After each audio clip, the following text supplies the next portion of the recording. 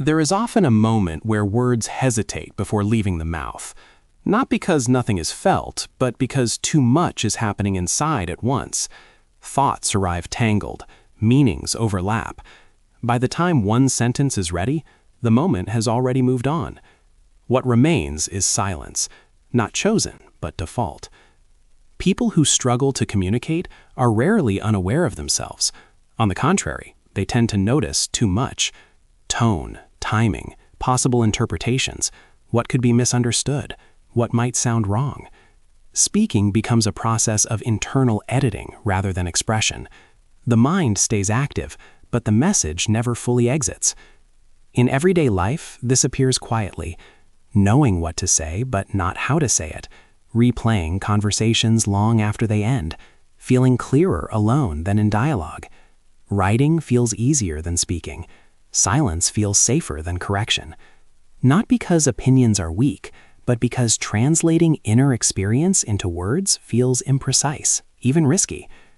Because communication difficulty doesn't look dramatic, it's often mislabeled: shyness, introversion, lack of confidence.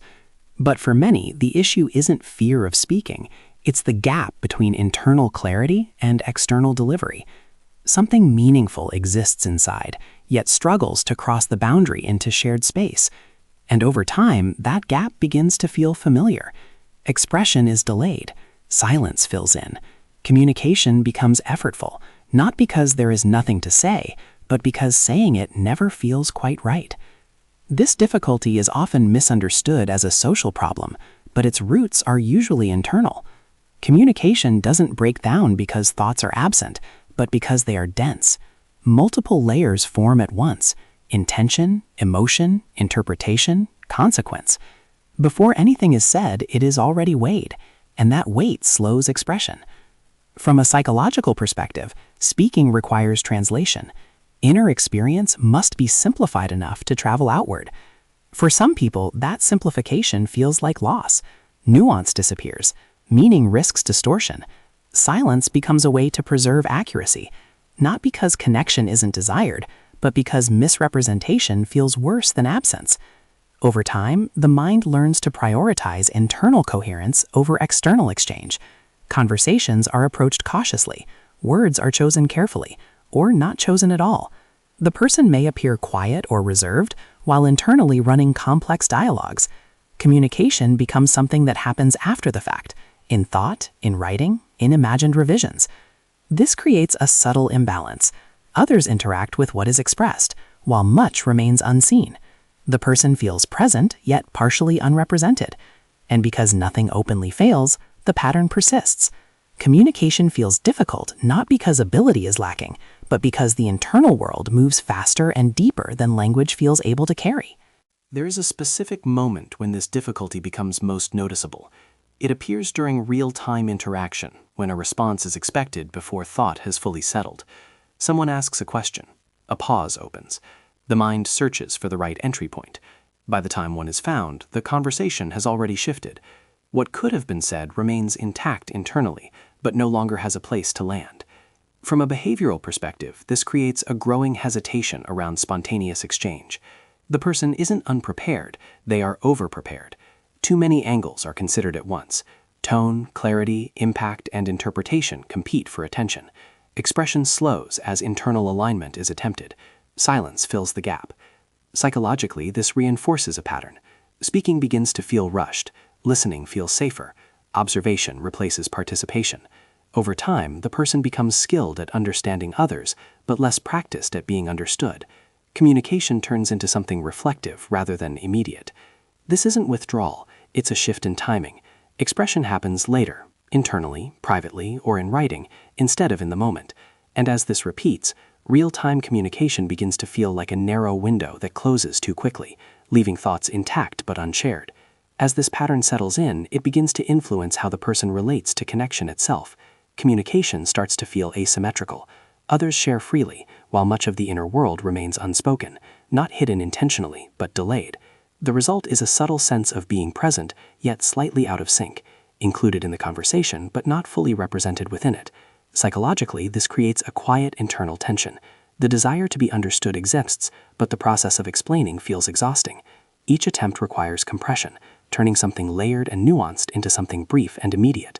Over time, the mind learns that staying silent costs less energy than translating complexity into words. There is also an emotional consequence. When expression is repeatedly postponed, feelings don't disappear, they accumulate. Thoughts loop internally, seeking resolution that conversation could have provided. The person may replay interactions afterward, finding the words that would have fit perfectly. Clarity arrives late, when it can no longer be used. Nothing dramatic breaks. Relationships continue. Interactions remain polite, functional, even warm. But beneath that surface, a quiet distance grows. Not because others are unapproachable, but because the inner experience rarely makes it across intact. Communication becomes less about sharing reality and more about managing exposure. And gradually, speaking up begins to feel less natural than staying contained. Over time, this difficulty begins to shape how the person experiences closeness. Connection is felt, but not fully anchored. Others know parts of them, but not the full texture of what's happening inside. The person may feel understood in general, yet unseen in specifics. Not because they are hiding, but because so much never finds a clear way out. From a psychological standpoint, communication is not only about exchanging information, it's about releasing internal pressure. When expression is delayed or filtered too often, that pressure stays contained. The mind carries conversations that never happened. Emotions remain unresolved, not intense enough to demand expression, but persistent enough to linger. This often produces a quiet fatigue, not social anxiety, not fear of people, but exhaustion from holding too much internally. The person may withdraw slightly, choosing environments where less explanation is required. Silence becomes comfortable, familiar, not as preference, but as relief. There is also a subtle effect on self-trust. When thoughts and feelings are rarely spoken, they are rarely validated or adjusted through dialogue.